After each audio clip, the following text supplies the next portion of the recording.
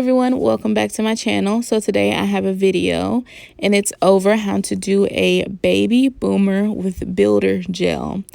I see a lot of people are interested in how to do this technique, so if you're interested, of course, stay tuned. Also, if you want to find out the details on this beautiful sparkly glitter, some of y'all probably know what this glitter is called. So these are my client's natural nails. She actually broke one. Her nails are 2 months old. They have been through. She usually doesn't go this long, but she had to miss one of her appointments. So these might be over 2 months old actually. But they are, holding on. Now, the pointer nail is kind of deceiving. She actually had a crack in her actual nail bed during her last appointment. There's not really much I can do about it. Except let it grow out and then handle it. So that's exactly what we did. We let it grow out, and as you'll see when I'm filing off, that that crack has now grown off and kind of created some issues. Created a little pocket right there because of the layering, the crack actually moving and the product on the nail staying steady, so that can create a kind of an air pocket in a way when you have that movement underneath the nail.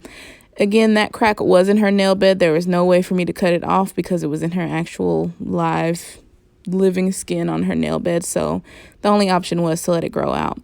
We're going to go ahead and take this nail all the way down and put on a tip. And the reason we're going to do this is because that crack was a little long and a little intense to just kind of patch up. If it was a tiny little crack, then we could have, just patched that up and kept it moving. But because of how big it was and also how unlevel it was, the nail was kind of bending down where that crack was. So we just take it all the way off. So what I'm doing is taking the product pretty much nearly all the way off on all the nails, basically kind of leaving the base coat. And the reason we want to do this is because we're going to be doing the baby boomer, and it's already 3-4 layers of product. No matter, regardless if you're doing it in acrylic or builder gel, it's going to be multiple layers of product. And the way I do it, I believe it is like 4 different products we're putting on the nail. So we want it pretty low because we don't want it too bulky. And so on the glitter nails, the glitter is going to be encapsulated. So again, we don't want that too thick. So we're taking the product all the way down as low as possible. Now, if you're uncomfortable with the E-file, you may not feel okay with taking the product super low with just a drill bit. I feel comfortable with it. It's not hurting my client's nails. They're not in pain or anything, but you may want to take it low and then with a hand file, take it even lower to the natural nail. But again, that's up to you. Again, you don't want to dig into the natural nail, start filing off nail. You want to make sure the foundation is as healthy as possible. So, and then this is something I can't soak off because it is builder gel. It's hard gel. It can't be soaked off. So it does have to be filed down, whether it's hand filed or electric filed.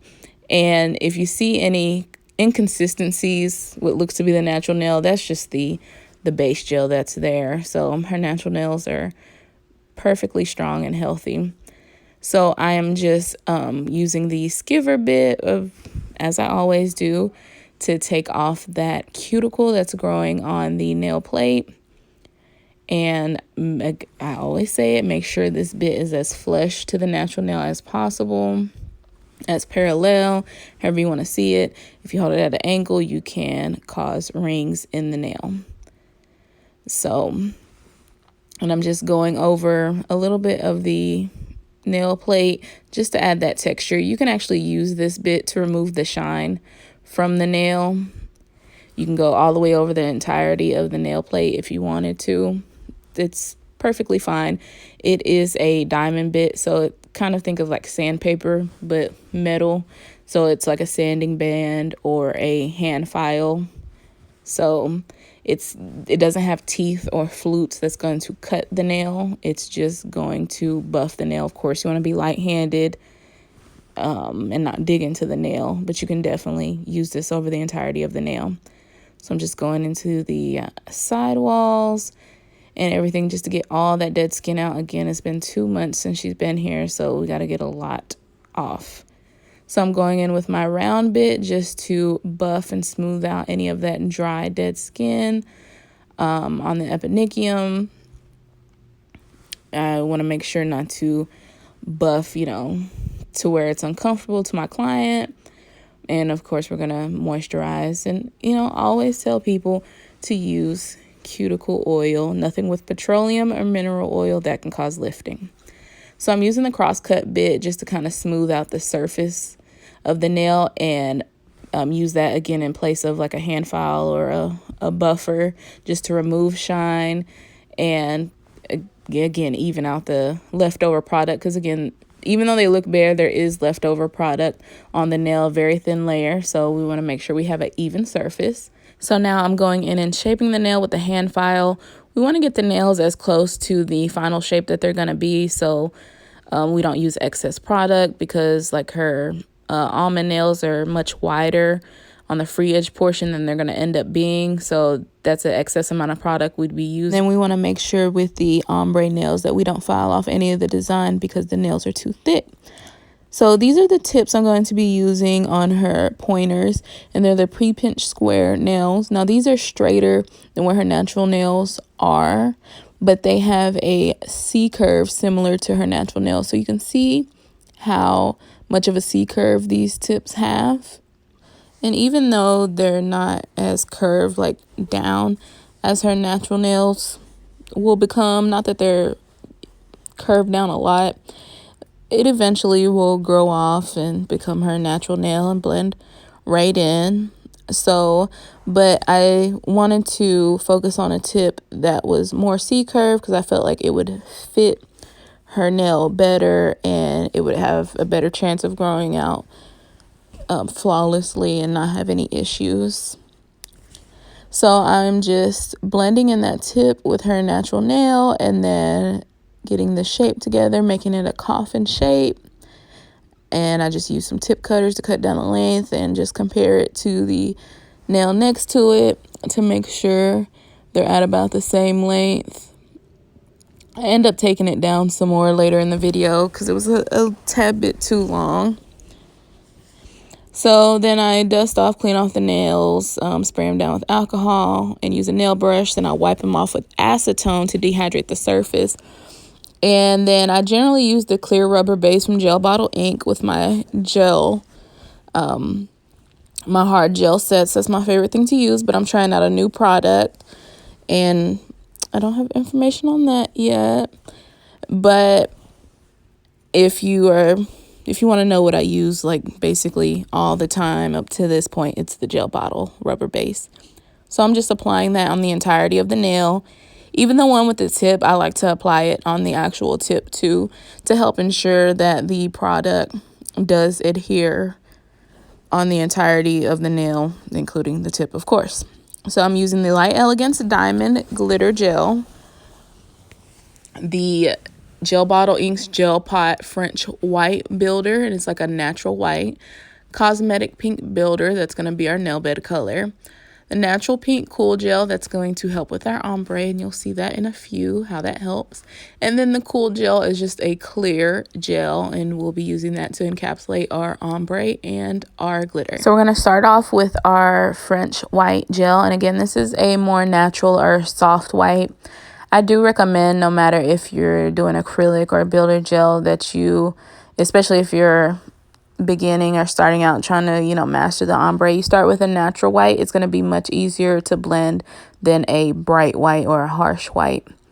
So I took that color and I faded it up on the nail plate, and then I applied the bulk of the product towards the free edge of the nail, and then I cured. And again, I'll show this on another nail. I'm just applying more product on the free edge of the nail and then fading it up on the nail plate. And because this gel self-levels, when I apply a little bit less product to more product, it's going to give a very smooth transition on its own. Especially, you'll see me here in a second right now go in and feather up the top part a little bit. And even though it's not even, if I give it a second, it'll kind of self-level. And again, it'll gradually go from her nail plate color to the French white color. And I'm just very light strokes, evening that out how I want. So I went ahead and cured that. I'm just using that same French white as a base to the glitter, just to add a little bit more white. I mean, it's not very much coverage, but just to kind of make it a little brighter, a little whiter. So I'm using the Cosmetic pink, and I'm going to go in with a thin layer first, basically like a slip layer, but I'm not going to go over the entirety of the nail. I'm just going to go over that top part of the nail where I want that that nail bed color. So when I get to where I want that fade, I just thin the product out and lightly fade it down. And now I'm going in with a bigger bead or ball of the product, and I'm just floating that. And these are really feather light strokes that I'm using. I'm taking more product and I'm just kind of dancing that down the nail a little bit. You don't want to be too aggressive. This is sped up, so it looks more aggressive, but you don't want to be so aggressive that you cause air bubbles. So I'm bringing that down to where I know I for sure want full coverage with that color. And then you see I'm taking very light strokes and just fading that out. And the reason I do that horizontal line and fade it out, so I can make sure I have it even from the left side of the nail to the right side of the nail. So when I fade it out, we have a cohesive look. And again, feather light strokes just to fade that out. And I'll have another clip so you guys can see that again. But I just want to add this clip of how I'm wiping off my brush in between. I just take a lint-free wipe, spray a little alcohol, and just wipe it off that quick. So now I am using that natural pink gel. And what this does is it helps blur that fade even further to make it look more flawless because it is sheer. So you can see just before your very eyes how much that helps with the transition. And I'm applying a slip layer first, and then I'm kind of building the product up a little more over that transition area. So where that pink is fading to that white, I'm putting a little bit more of this natural pink. So it's basically like a sheer soft pink color. And then I'm going in with the clear just to kind of encapsulate that whole entire look to make sure I don't file off my fade, and building up any area that I feel needs to be built up. If the free edge is thin, I'll go ahead and bulk up the nail where I need to with the clear. So then I'll go ahead and cure that. So now I'm just going to show that process to you all over again.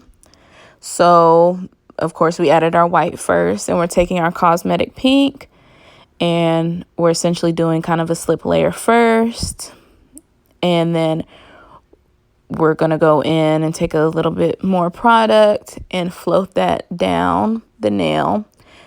And again, we're basically going to stay in a horizontal line from the left side to the right side of the nail, as you can see.